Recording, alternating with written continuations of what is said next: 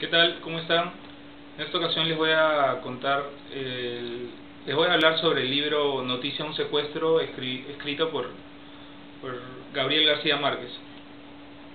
Básicamente este libro es publicado, su publicación se da en 1995, pero antes de eso, en 1989, Maruja Pachón y Alberto Villamizar, quien es su esposo, le piden a Gabriel que justamente que escriba, ¿no? Que escriba este libro y que cree una historia real, porque básicamente está escrito sobre una historia real colombiana, ¿no? Que justamente se da en la época del terrorismo. Le piden a Gabriel que expida en memoria de Maruja un libro que es Noticia de Secuestro, que básicamente habla sobre el narcoterrorismo y algunas leyes que se imponían por medio de los narcotraficantes comandados por Pablo Escobar, ¿no?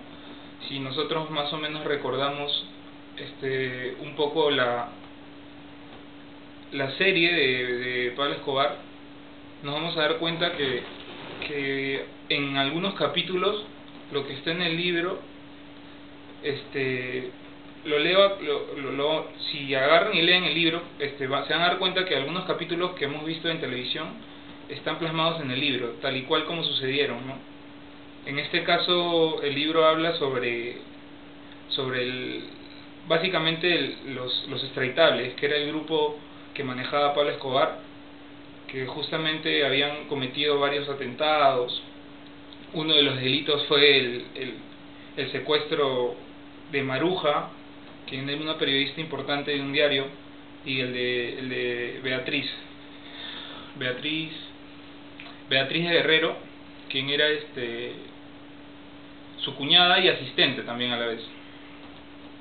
Y básicamente cuenta Gabriel García Márquez todo lo que sucede y cómo el narcoterrorismo se impone ante el gobierno colombiano para que no sean extraditados, ¿no? Que era lo que pedía Pablo Escobar para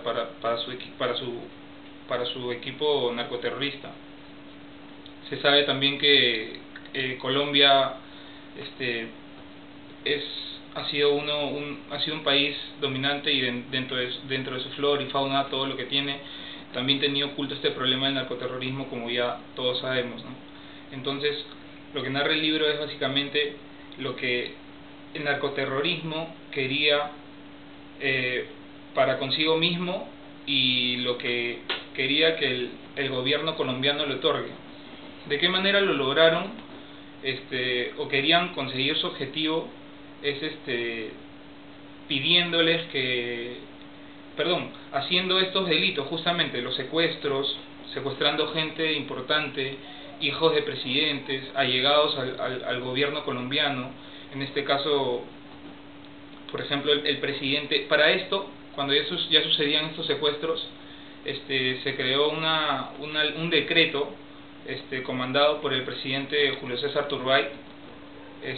Creó un decreto, el 2047, que si estos narcoterroristas se entregarían a la ley y colaboraban con la justicia, iban a ser en su pena iban a ser condenados solamente a la mitad o a la tercera parte, ¿no? Justamente van pasando estos secuestros, en la cual todos los narcos, los extraditables, el grupo de los extraditables, utilizaban gente adicional a ellos, ¿no? O sea, contrataban jóvenes de bajos recursos que se tenían que someter a este tipo de trabajos por falta de dinero, ¿no?